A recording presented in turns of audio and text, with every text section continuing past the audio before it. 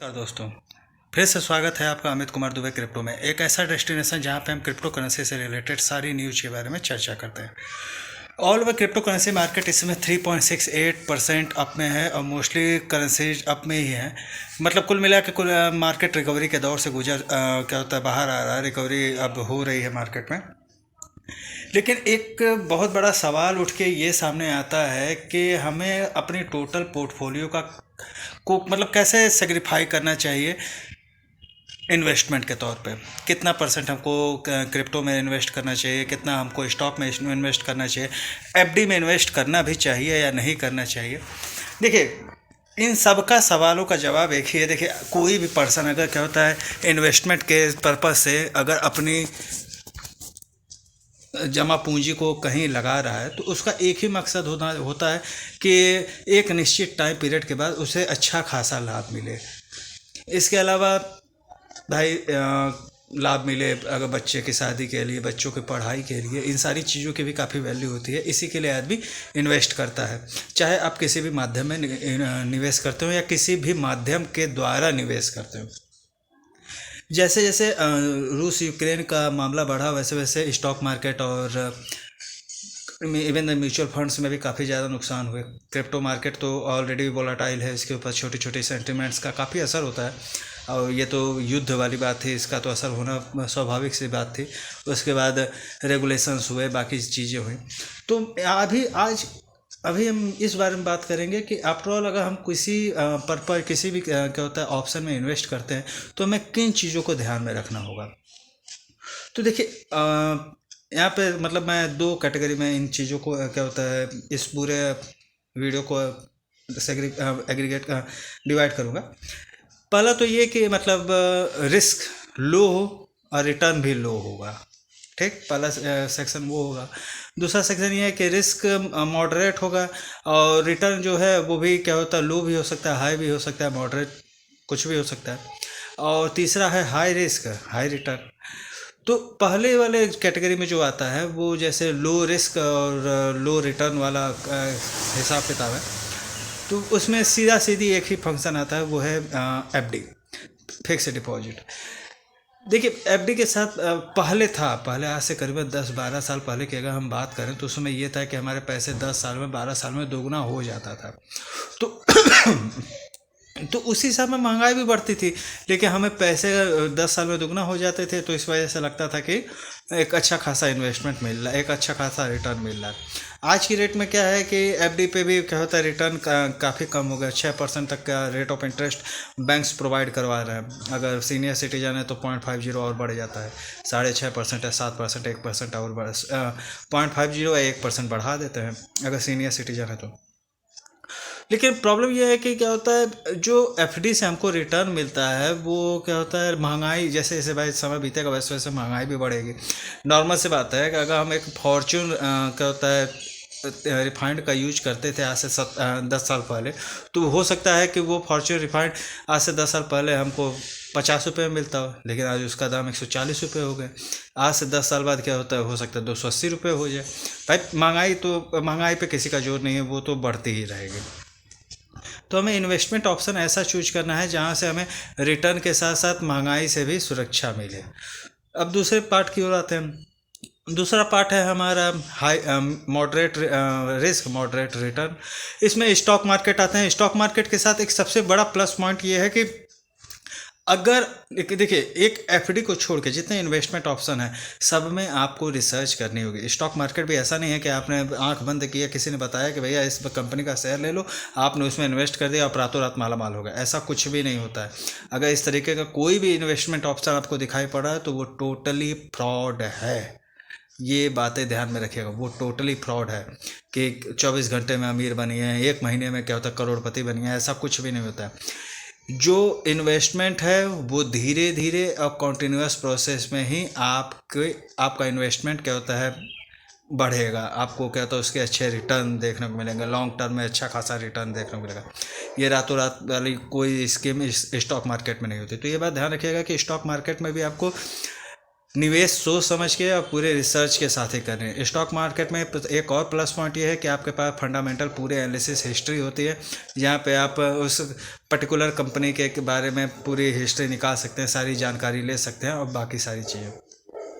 और दूसरे 19-20 साल करीबन 35-40 साल का एक लंबा सफ़र स्टॉक मार्केट ने तय किया है, इंडिया के स्टॉक मार्केट ने। इसी हिसाब से रेगुलेशंस भी काफ़ी ज़्यादा अच्छे खासे हैं। वहाँ पे क्या होता है, आईपीओ में ज़्यादा धोखेबाजी होने की संभावना नहीं है, क्योंकि सेबी खुद स्ट्रिक्ट है इन चीज़ों को लेकर। तो स्टॉक मार्केट एक अच्छा ऑप्शन हो सकता है, लेकिन यहाँ पे भी मैं आपको यही कहूँगा कि अपनी रिसर्च के बाद ही स्टॉक मार्केट में भी निवेश करिएगा। तीसरा जो ऑप्शन है कि अब हाँ, एक चीज़ और मैं बताना भूल गया कि निवेश कैसे करें। देखिए, ज़माना धीरे धीरे डिजिटलाइज हो रहा है। आप क्या होता है, डिजिटल आपको आना ही होगा। आज नहीं आएंगे, कल नहीं आएंगे, परसों नहीं आएंगे, लेकिन डिजिटल एक उसकी अपनी एक ईज ऑफ एक्सेस होती है और क्या होता है, आसानी होती है। आप स्टॉक मार्केट के लिए अप स्टॉक को चूज कर सकते हैं। अप स्टॉक को ज्वाइन करने के लिए मेरा एफिलिएट लिंक डिस्क्रिप्शन में पड़ा हुआ है, आप वहां से चेकआउट कर सकते हैं। अच्छा खासा आपको बोनस भी मिल जाएगा, और इस समय अप स्टॉक ज्वाइन करने पे आपको 1000 रुपये की ब्रोकरेज क्रेडिट मिल रही है। तो बहुत अच्छी क्या होता है, प्लेटफॉर्म है, और आप भी देख सकते हैं, इसको चूज कर सकते हैं। तीसरा जो ऑप्शन है वो है high risk high return. Official सी बात है, क्रिप्टो करेंसी। अब क्रिप्टो करेंसी के साथ प्रॉब्लम ये है, यहाँ पे कई ड्रॉबैक हैं। ड्रॉबैक पहला ये है कि यहाँ पे आईपीओ के नाम पे आईसीओ आता है भाई, इनिशियल कॉइन ऑफरिंग्स आती हैं, इसमें बहुत ज़्यादा धोखेबाजी होती है। अगर आप ना सतर्क रहें तो बहुत ज़्यादा धोखेबाजी होती है, सबसे पहली बात। दूसरी बात यह है कि लोग सस्ती करेंसीज के चक्कर में पड़ जाते हैं। लोग देखते हैं कि 50 पैसे की करेंसी है, और क्या होता है, जैसे डॉजी कॉइन हुआ, शिबा इनू हुआ, इनके जो रातों रात चमत्कारिक रिजल्ट आए हैं। रातों रात मतलब क्या होता है, इनके जो चमत्कारिक रिजल्ट आए थे कि कोई करोड़पति हो गया, कोई अरबपति हो गया, बिटकॉइन, इथेरियम। तो लोग सोचते हैं कि ऐसे कोई सस्ती करेंसी लेके हम क्या होता है, जैसे ही वो भागे कि हम बेच देंगे, लेकिन वहीं पे प्रॉब्लम शुरू हो जाती है, पैसे डूब जाते हैं, बहुत सारे स्कैम्स होते हैं। दूसरी बात, क्रिप्टो करेंसी मार्केट का कोई भी बैक हिस्ट्री नहीं है। आप किसी भी तरीके से इन चीज़ों को चेक नहीं कर सकते। जो ट्रस्टेड सोर्सेज हैं उनके थ्रू ही आप जाएंगे, बट अगर वहाँ से भी आपको अगर गलत इन्फॉर्मेशन मिल जाती है तो आप भी क्या कर सकते हैं। ट्रस्टेड प्लेटफॉर्म का भी ये है कि भाई वो भी अपनी तरफ से पूरी रिसर्च के साथ ही किसी क्रिप्टो को क्या होता है, अपने प्लेटफॉर्म पे जगह देते हैं, लेकिन अगर वो क्रिप्टो ही ब्लैंक हो जाए तो वो ट्रस्टेड प्लेटफॉर्म भी कुछ नहीं कर सकते। तो क्रिप्टो के साथ ये प्रॉब्लम है।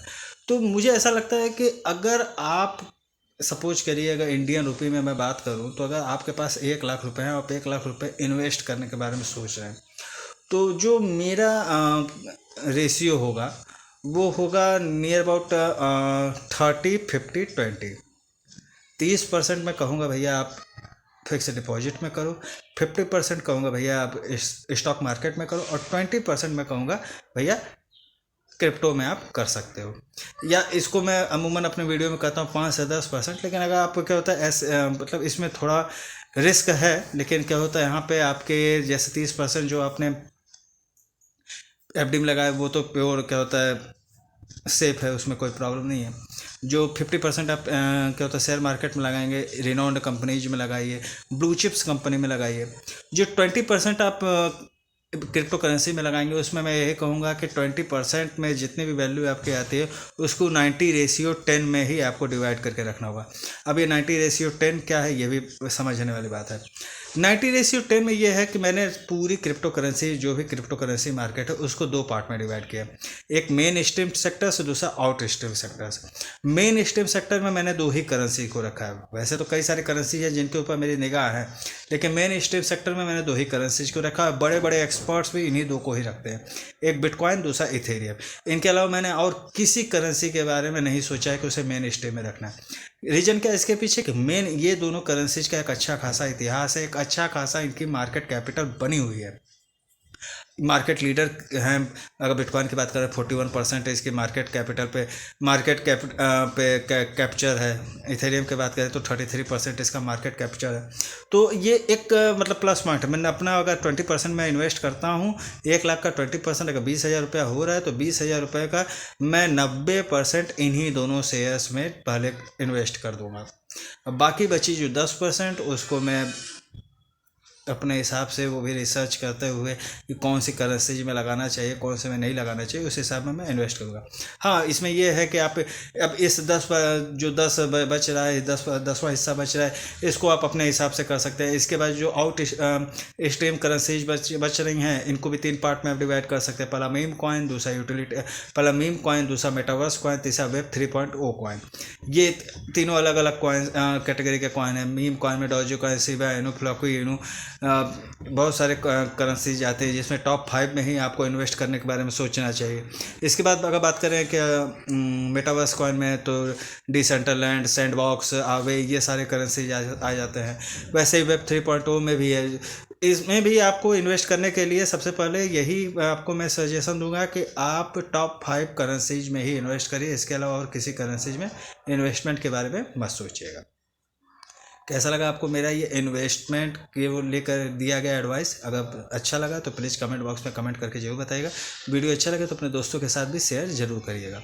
और हाँ, जाने से पहले मेरी आप सभी लोगों से यही रिक्वेस्ट है कि अगर अभी तक आपने मेरे चैनल को सब्सक्राइब नहीं किया है तो प्लीज़ मेरे चैनल को सब्सक्राइब जरूर करें और साथ ही बेल आइकॉन जरूर प्रेस कर दें ताकि मेरे बनाए हुए वीडियो की नोटिफिकेशन मिले सबसे पहले आपको। तब तक के लिए गुड बाय।